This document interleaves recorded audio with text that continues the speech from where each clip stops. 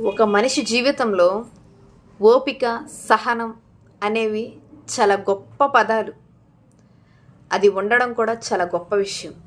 అది ఎంతవరకు సహనం, ఓపిక అన్నది పనిచేస్తుందో మనకైతే తెలియదు. కానీ ఓపిక, సహనం ఉంది కదా అని చెప్పి అవతల వాళ్ళు ఏం మాట్లాడినా కూడా నువ్వు సమాధానం చెప్పకుండా ఉండడం వల్ల అవతల వాళ్ళు చేసిందే కరెక్ట్, వాళ్ళు చేసింది నిజం, అదే వాస్తవం అనే భ్రమలో వాళ్ళు బతుకుతూ ఇష్టానుసారం మాట్లాడతారు.